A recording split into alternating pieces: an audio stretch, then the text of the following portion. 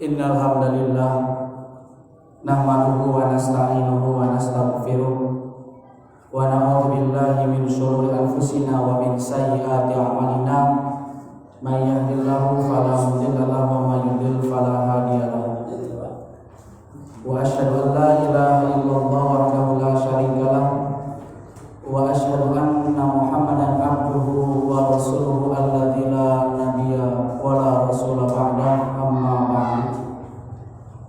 Hadirin ikhwat iman, alhamdulillah dengan kudrah dari Allah Subhanahu wa taala pada kesempatan kali ini kita bisa berkumpul bermuajahah di tempat yang insyaallah dimuliakan. Tiada lain dan tiada bukan yang pertama untuk silaturahmi, kemudian yang kedua untuk sama-sama kita mengkaji thalabul ilmi. Mudah-mudahan setiap langkah yang kita langkahkan dari rumah ke masjid ini itu mendapatkan balasan dari Allah Subhanahu wa taala, juga bernilai amalan mutaqabbalan. Pada kesempatan kali ini sebagaimana tadi yang sudah disebutkan, sebetulnya malu duka simpulnya kalau pilih bapak-bapak sama ibu bosan gitu margi asa reman ka dieu teh ditami ayeuna kedah ngabadalan janten pun guru Al Ustaz Lukman.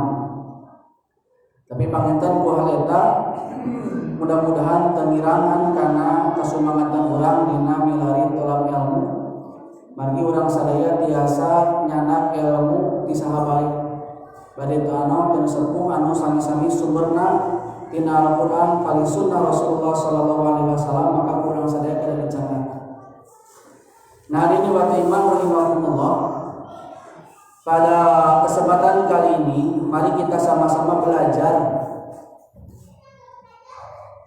Dalam artian pada pembahasan malam ini kami judul menarik makmum ke belakang.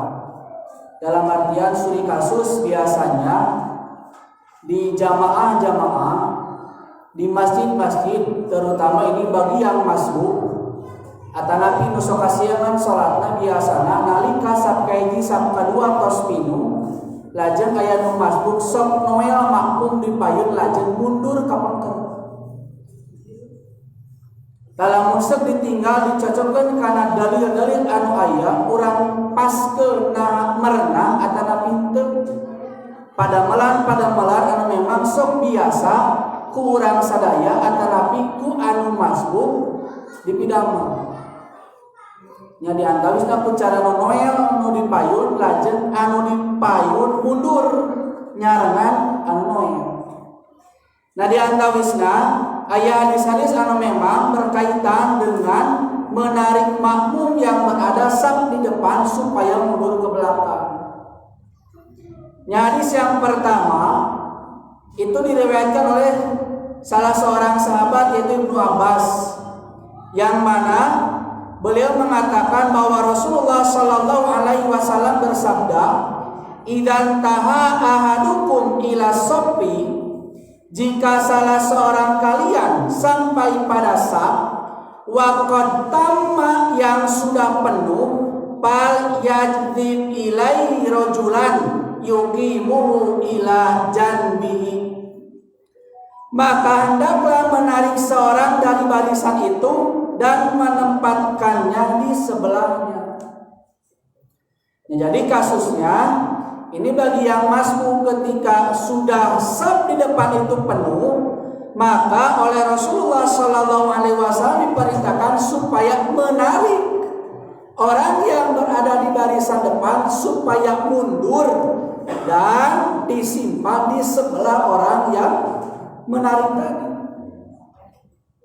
Nah, berarti apa yang dilakukan ternyata sudah sesuai dengan perintah Rasulullah sallallahu alaihi wasallam. Nah, tapi ternyata hadis tersebut tidak terlepas daripada kedoifan. Apa yang menjadi sebab doifnya riwayat tersebut? Yaitu di dalam sanadnya ada salah seorang rawi yang bernama Bishr bin Ibrahim. Jadi Bishr bin Ibrahim ini dinilai oleh para ulama dijarah dan juga ditakdil.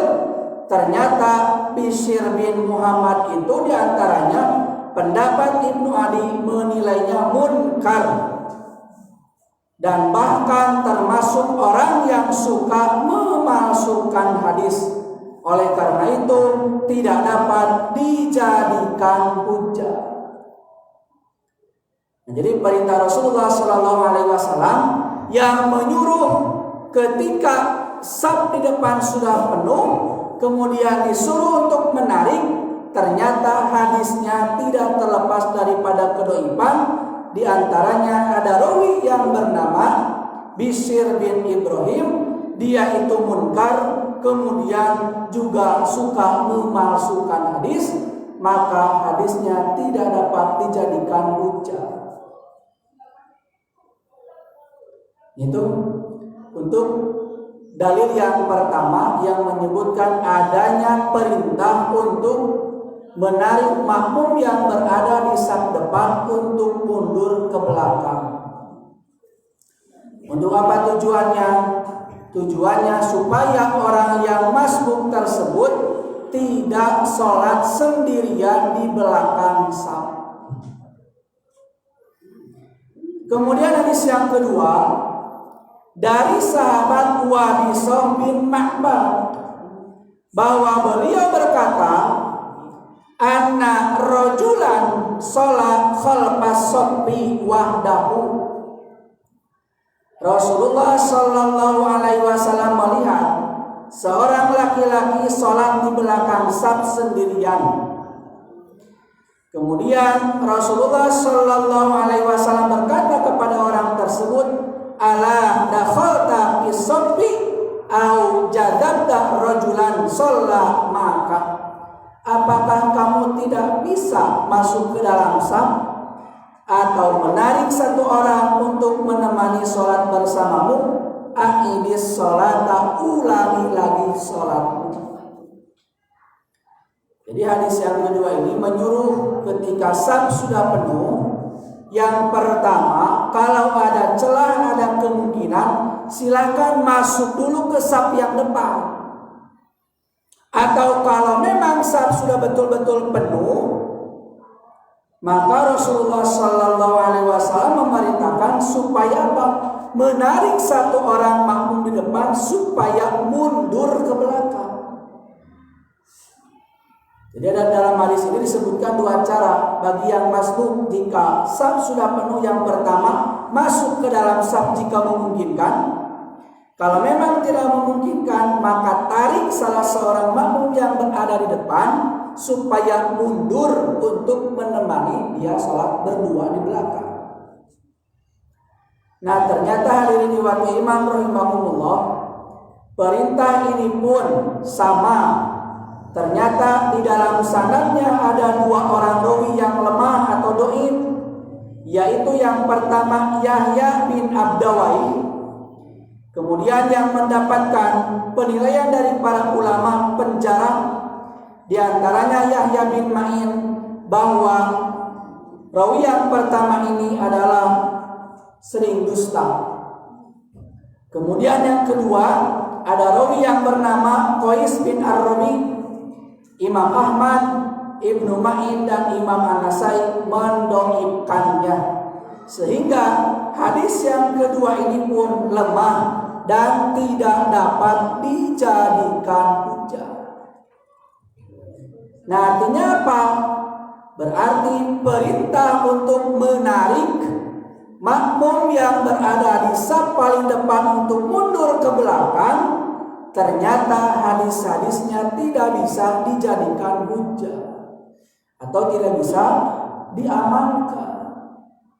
Nah, muncul pertanyaan, berarti selama ini yang kita lakukan bertolak belakang dengan hadis-hadis Rasulullah Shallallahu Alaihi Wasallam. Apa yang menjadi bertolak belakangnya? Ternyata hadis-hadisnya dhaif, tidak bisa dijadikan hujah lantaran ada beberapa rawi, di antaranya ada yang munkarul hadis dan juga ada rawi-rawi yang memang tertuduh dusta. Nah, sehingga hadis yang dua ini memang tidak bisa diamalkan, yang berkaitan dengan perintah bagi yang masbuk untuk menarik makmum yang berada di depan untuk mundur ke belakang. Nah, hadirin dewatul iman rahimakumullah. Kemudian hadis yang selanjutnya ini pun sama, redaksinya dan juga isi matanya juga sama, tidak terlepas daripada perintah untuk menarik makmum supaya mundur ke belakang. Bahkan Rasulullah Shallallahu Alaihi Wasallam dalam hadis yang ketiga ini mengutarakan kum fa'id sholataka, berdirilah dan ulangi sholatmu. Hadis riwayat Ibnu Asakir, dan sama hadis ini pun tidak terlepas daripada kedoifan, yaitu dalam sanadnya ada rawi yang bernama Ibrahim bin Abdullah. Imam Ad-Daruqutni menilainya tidak sikot, meriwayatkan hadis-hadis batil dari rawi-rawi yang sikot. Artinya hadis ini pun juga sama tertolak, tidak bisa diamalkan atau tidak bisa dijadikan hujjah. Nah, kemudian hadirin diwati iman rahimakumullah, hadis yang ketiga sumbernya dari salah seorang tabi'in yang bernama Muqatil bin Hayyan. Beliau berkata bahwa Rasulullah Shallallahu Alaihi Wasallam bersabda, "In jaa rajulun falam yajid ahadan falyahtalij ilaihi rajulan minas soffi." Jika ada seorang datang lalu dia tidak mendapatkan seorang pun yang menemaninya untuk bersaf, hendaknya dia menarik satu orang saf kepadanya. Kemudian hendaknya dia mendirikan atau menempatkan orang tersebut berada di sampingnya. Maka alangkah besarnya pahala orang yang ditarik tersebut. Nah, berarti hadirin diwati iman, ketika kita menarik salah seorang makmum yang berada di depan untuk mundur ke belakang, menemani kita supaya tidak salat sendirian, maka menurut hadis ini alangkah besarnya pahala orang yang ditarik sehingga dia mundur ke belakang. Tujuannya apa? Untuk menemani orang yang sholat sendirian di belakang saf sehingga dia masih tetap dalam keadaan berjamaah. Tapi sayang, hadis ini pun tidak terlepas daripada kelemahan, yaitu termasuk kepada kategori hadis mursal. Kenapa? Karena seorang tabi'in yaitu Muqatil bin Hayyan yang meriwayatkan langsung dari Nabi Shallallahu Alaihi Wasallam. Jadi kan biasa alur hadisnya itu dari Nabi, kemudian sahabat, kemudian tabi'in, kemudian tabi'ut tabi'in, tabi'ut tabi'in sampai kepada Bukhari, Imam Bukhari, Muslim, Ahmad, Nasai dan sebagainya. Sementara hadis ini dari seorang tabi'in itu dia langsung menyandarkan kepada Nabi Shallallahu Alaihi Wasallam. Artinya apa? Ada salah satu sanad yang terputus, yaitu dari kalangan sahabat. Maka hadis ini terkategori kepada hadis mursal. Mursal tabi'i termasuk kepada hadis dhaif. Artinya apa? Berarti orang yang ditarik ke belakang dari saf ke depan ternyata tidak memiliki nilai ganjaran apa-apa. Karena yang menyebutkan dia memiliki pahala yang besar, hadisnya pun sama, dhaif.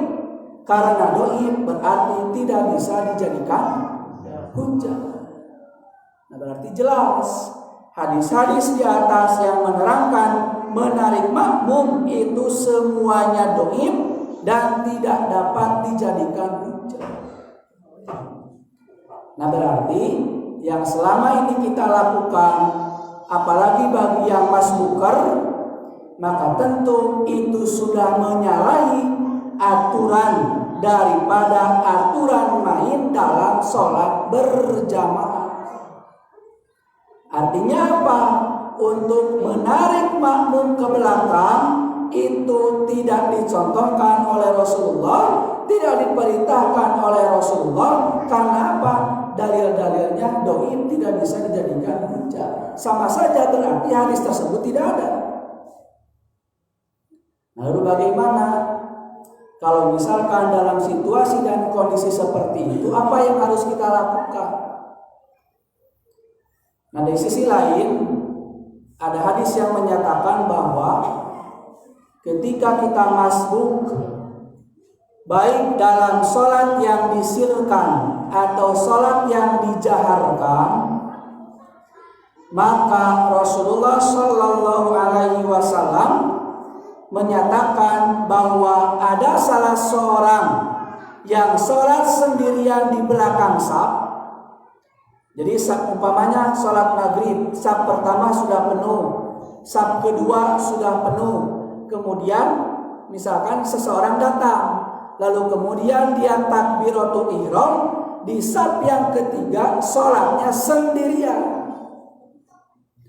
Maka Rasulullah Shallallahu Alaihi Wasallam pa'amarahu an yu'idas sholata, untuk mengulangi sholatnya. Nah, berarti hadirin ikhwat iman, sholat di belakang saf sendirian itu sholatnya tidak sah. Apa bukti tidak sah? Itu ketegasan Nabi menyuruh orang tersebut untuk mengulangi lagi sholatnya. Jadi galau sholat saf dipengker teu sah, ayeuna rek noel dalilna teu aya. Jadi orang teh disebut berjamaah teu asuh, disebut sholat munfarid teu asuh. Nah, di sholat berjamaah sholat di tukang sorangan disebut sholat munfarid, da aya sejen berjamaah. Jadi teu puguh status. Maka Rasulullah Shallallahu Alaihi Wasallam dina hadis riwayat Imam At-Tirmidzi diuningakeun, maka Nabi an yu'idas sholata, marentahkeun supaya jalmi anu sholat nyalira di pangkeureun saf supaya diuihan deui sholatna. Hartosna berarti nuduhkeun lamun dipiwara uihan deui sholatna, hartosna sholat anu bieu teh teu sah. Bingungnya, ya bingung. Pasti antara naon sholat sorangan teu sah, rek noel dalilna jadi bingung. Jadi kumaha tuh? Nah, ternyata hadirin ikhwan iman rahimakumullah, dalam hadis yang kedua pun di sana disebutkan bahwa dari Abdullah bin Rahman bin Ali bin Saiban dari ayahnya, dan beliau adalah salah satu utusan, berkata, kami sholat di belakang Nabi Shallallahu Alaihi Wasallam. Lalu Nabi menyelesaikan sholatnya. Setelah itu Nabi melihat ada salah seorang laki-laki sholat sendirian di belakang saf. Nah, kemudian Nabi Shallallahu Alaihi Wasallam diam sambil menunggunya sampai orang tersebut selesai melaksanakan sholatnya. Maka Rasulullah Shallallahu Alaihi Wasallam summa qala lahu, berkata kepadanya, istaqbil sholataka para sholata lipardin khalfa soffi, ulangilah sholatmu karena tidak sah sholat bagi orang yang sendirian di belakang saf. Nah, kedua hadis di atas menegaskan bahwa orang yang sholat sendirian di belakang saf maka sholatnya tidak sah. Hal tersebut berdasarkan perintah Rasul untuk mengulangi sholatnya. Kedua, berdasarkan penegasan Rasul bahwa tidak sah sholat di belakang saf sendirian. Nah, jadi seolah-olah ini bertolak belakang. Apa bertolak belakangnya tadi? Pertama, sholat di belakang itu tidak sah. Kemudian yang kedua, ketika kita menarik makmum yang berada di depan untuk mundur ke belakang, ini pun dalilnya tidak terlepas daripada kedoifan. Maka tentu harus ada istilahnya jalan keluar atau solusi apa yang harus dilakukan dalam situasi dan kondisi seperti itu. Karena mungkin kita sering mengalami, bahkan di masjid-masjid pun kebanyakannya seperti itu. Jadi seolah-olah Rasul ini membingungkan, ngelilir seolah-olah. Tapi kalau memang kita lihat, jadi ada yang disebut dengan makosid, nanti ada yang disebut dengan wasail. Makosid itu sholat berjamaah. Nah, bagaimana wasail perantara supaya sholat berjamaah itu bisa kita dapatkan secara sempurna, apalagi bagi orang-orang yang masbuk. Dan tentunya ini pun juga sama, orang yang masbuk pun ingin mendapatkan nilai pahala sholat berjamaah. Karena apa? Karena dalam sholat berjamaah pun tentu ada aturan main yang memang harus kita laksanakan, harus kita penuhi. Di antaranya yang pertama tadi sudah disebutkan bahwa aturan main dalam sholat berjamaah itu tidak boleh sholat sendirian di belakang saf. Karena tadi bahwa sholat sendirian di belakang saf dalam kondisi berjamaah, maka sholatnya tidak sah dengan ungkapan Rasulullah paliwidis sholata, ulangi lagi sholatnya. Nah, hadirin diwati iman rahimakumullah, maka tentu dalam masalah ini ada dua solusi yang memang harus kita tempuh. Yang pertama, solusi yang harus kita tempuh dalam kondisi seperti itu, yang pertama harus kita paksakan dulu. Kita lihat dulu kondisi saf yang berada di depan, baik itu saf yang pertama ataupun saf yang kedua.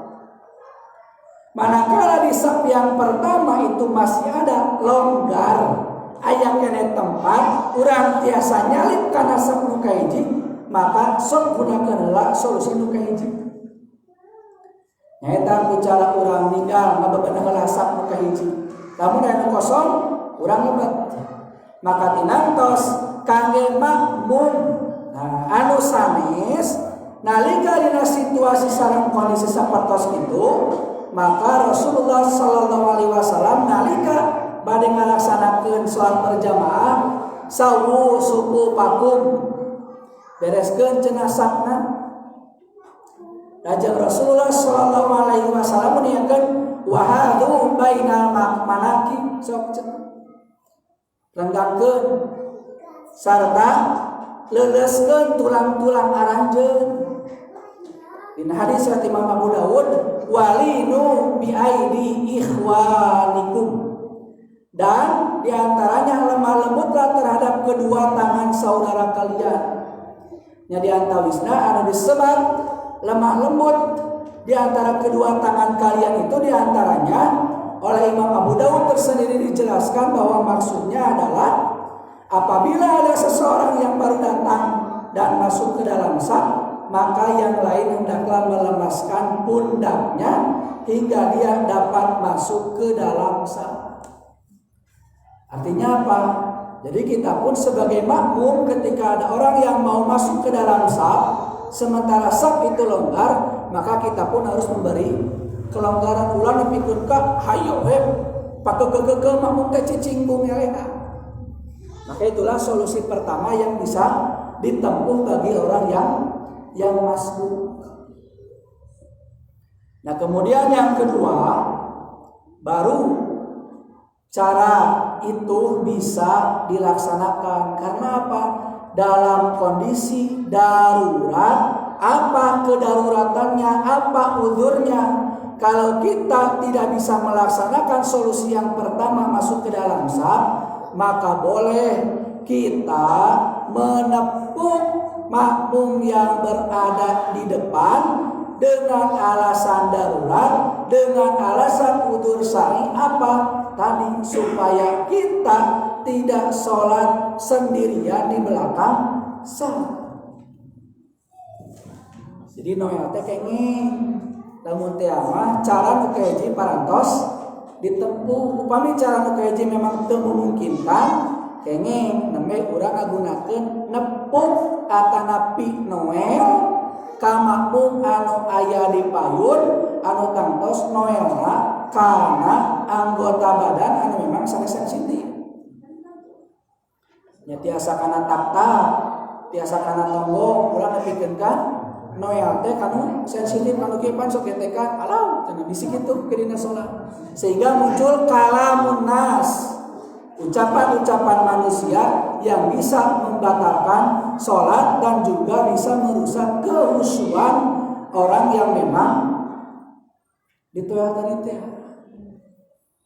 Jadi memang dari tadi nu di luhur teh daraim, tapi karena ada satu alasan lamun kurang teu dilaksanakeun maka tentu salat kita tidak akan sah karena salat sendirian di belakang saf. Nah, supaya salat berjamaah kita terpenuhi maka wasailnya perantaranya bisa kita noel, menepuk atau menarik makmum yang berada di depan supaya mundur ke belakang. Nah, hartosna hadirin waktu iman tangtos kangge makmum anu paham kana aturan main salat berjamaah nalika aya jalmi sumping ka masjid masbuk nalika eta jalmi terang teu aya nu ngarencangan maka kangge makmum anu paham sarta anu ngantos wayahna kedah mundur nyalira. Kajabi upami memang makmumna teu ngartos kana aturan main salat berjamaah maka kangge nu masbuk kenging diantawisna noel atanapi menepuk pundak makmum yang berada di paling depan. Nah, hadirin waktu iman rahimakumullah, demi tercapainya tujuan salat berjamaah dan menghindari salat yang tidak sah maka wasailnya bisa masuk ke dalam saf jika memungkinkan atau makmum yang di depan mundur sehingga terbentuk saf baru.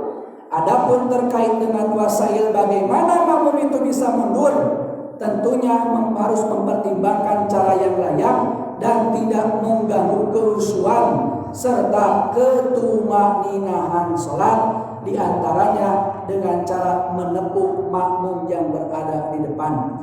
Maka kesimpulannya dalam kasus salat sendirian di belakang saf demi tercapainya tujuan salat berjamaah dan menghindari salat yang tidak sah maka wasailnya bisa masuk ke dalam saf jika memungkinkan atau makmum yang di depan mundur sehingga terbentuk saf yang baru. Wallahu a'lam bishawab. Hadirin ikhwati iman rahimakumullah, mungkin itu saja yang bisa disampaikan. Ini hanya sekedar pembelajaran saja untuk mengingatkan kita bahwa memang ternyata aturan main dalam sholat berjamaah itu tentu harus diperhatikan. Ada aturan-aturan tertentu yang harus kita laksanakan. Di antaranya jangan sampai kita sholat berjamaah tapi sholat sendirian di belakang saf. Jangan sampai sholat kita tidak sah karena Rasulullah SAW menyatakan demikian. Aqulu qouli hadza wa astaghfirullah li wa lakum. Wassalamualaikum warahmatullahi wabarakatuh.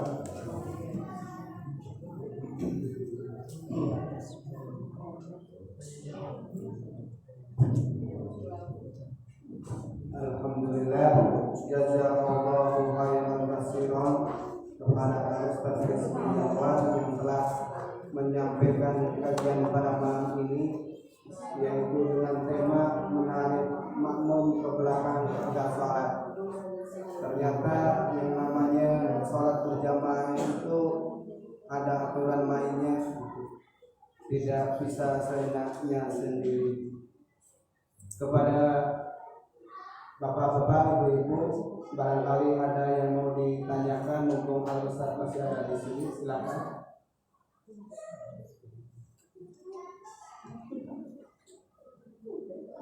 Di sini ada yang mau